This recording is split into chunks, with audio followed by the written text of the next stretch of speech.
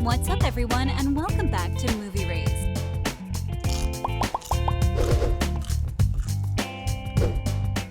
Zombies 3 First Look.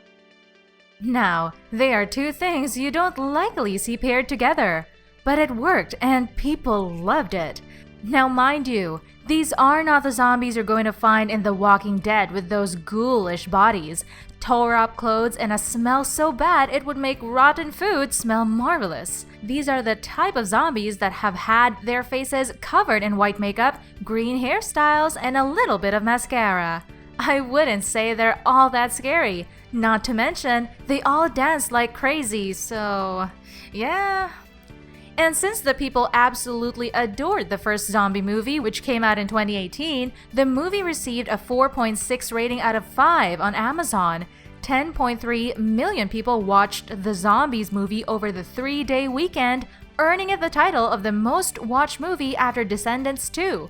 Needless to say, they made a sequel to the first movie naming it Zombies 2, which people loved as well. So, do you see where we're going with this? Fans are eagerly waiting the third Zombies movie. But before we get into what we should expect from Zombies 3, let's give a little backstory about what happened previously. The zombies of the past. As you might already know, there is a strict law that says zombies and humans are not to mix. But in the first movie, we saw that this rule was shattered. Showing that zombies are not at all different, the two representatives, Addison from the human side and Zed from the zombie side of the town, reunite their people, showing them that they can live together, play football together, and even dance together. This can be seen in the last scene of Zombies, where zombies and humans dance together at a block party in Zombietown. In the second Zombies movie, we have Seabrook passing new laws about cohabitation between humans and zombies. New high schools are made for everyone, but there is a new group of creatures lurking from deep inside the woods, and they've just infiltrated Seabrook. Wanting to use Seabrook to replenish their powers through the moonstone, Wyatt, the leader of the gang, becomes eerily close to the White Alpha, aka Addison. And you can pretty much guess that Zed is going to become more than just a little jealous. The moonstone is a powerful amulet that replenishes the powers of the werewolves. However, if the power plant in Zombietown is destroyed due to the explosions, then the moonstone will be gone with it. To prevent his love from turning into a werewolf, Zed steals the moonstone. Later, the group of werewolves go to the demolition site to stop the destruction of the power plant but are arrested shortly after. And when Addison and the group of zombies arrive to help them, Addison manages to convince the police to let the werewolves go and not destroy the building. However, Addison is mad at Zed since he admitted that he stole the moonstone, puts in on anger, but nothing happens. All of a sudden, an explosion destroys the power plant and the moonstone with it, or so they thought. The ground cracks open, and the blue glow from the depths signals to the werewolves that the moonstone is still there. They retrieve it with Zed using his unnatural strength. They all go back to the prom, and that's where Addison and Zed kiss for the first time. A cliffhanger out of the blue. But that wasn't all. Near the end, a blue glowing shard falls from the skies, crashing into the ground with a massive explosion, thus causing you to smash that like button if you haven't done so already. But in all seriousness, it caused Addison's radio to short out. The loud noise woke her up, and we see her hair glowing blue for a very short period of time. Now, this raises a lot of questions.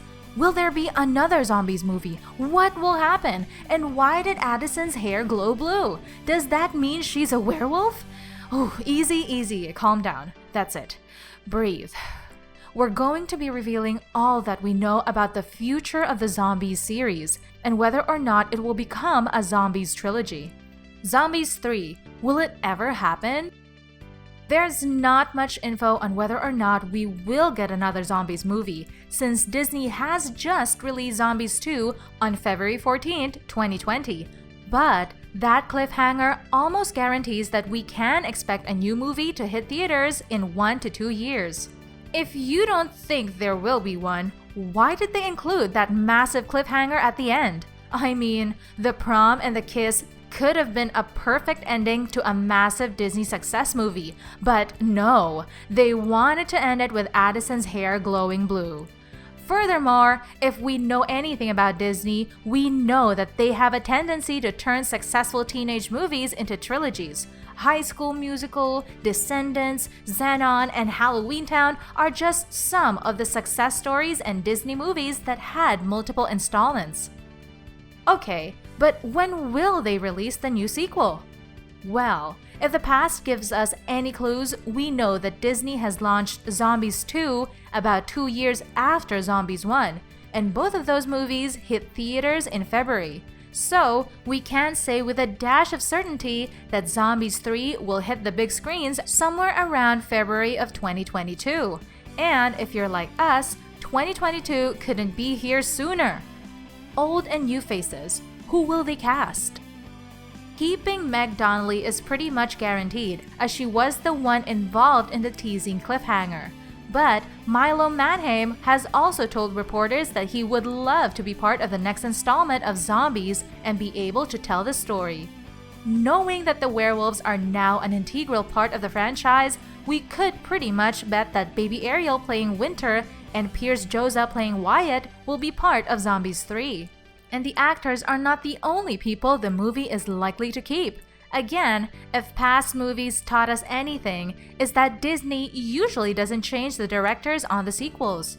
That was the case with Descendants anyways, so we could be looking to seeing the Paul Hoen, the director of the previous 2 movies, directing the 3rd one.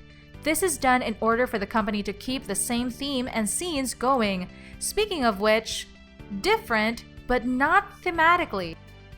The main theme that made Zombies and Zombies 2 so popular was incorporating those different from us in the society, crashing prejudice, and accepting those who are different from us.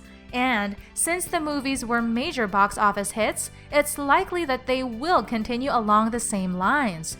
Furthermore, the idea of accepting oneself and loving oneself without confronting to the norms of society have been the main theme in the 2 movies. So we'll probably be seeing another movie concentrated on accepting individuality and promoting solidarity and belonging while crushing prejudices. Just see what happens with the zombies and then the werewolves in the first 2 movies. First they were feared, and then once they got to know each other, they realized they're not that different. Theoretically speaking, man, the fans of Zombies have some serious imagination. Listen to this. Some of them speculate that the blue meteorite that fell in Seabrook is not a meteorite at all. It is in fact a spaceship full of aliens or elves. Think about it. First zombies, then werewolves, and now aliens? Is it that crazy? Not to mention, they tied all of this with the fact that Addison has never uncovered who she really is. And since the other movies are about some other race, maybe this time, Addison is going to be given a chance to explore her personality, find out who she really is, since she has been longing to figure it out for years. With that, she might uncover that she is different from her parents because she's been adopted. And with her putting on the moonstone, her elf parents were finally able to track her down. Maybe they'll finally be reunited once again. If this is the case, her human parents have some serious explaining to do. Another famous fan theory has to do with the destruction of Seabrook's only power plant, and now the new meteorite will be used to power the entire city. And what about Eliza's theory about zombies evolving past their primitive instincts and being able to dispose of the Z-bands? They could still possess their unnatural power, but they could control themselves, eliminating the need for the Z-bands. Finally, we can't neglect the fact that Zed's mom has never appeared in the movie, and even the cast and crew don't know what has happened to her. They themselves sometimes theorize on the possibilities on where she might be. Since Zed and his little sister have a huge age gap, Zed must remember his mom. Maybe she will land in the spaceship and told everyone she's found the solution to zombies controlling their immense power and rage. But we never know for sure. Until then, we'll just have to wait and see. That's our list, guys. Hey, who was your favorite character in Zombies 2 that you'd like to see in the following movie? You can tell us in the comment section below. If you'd like more videos like these, don't forget to subscribe and hit the bell icon so you never miss any of them. And as always, thanks for watching, guys!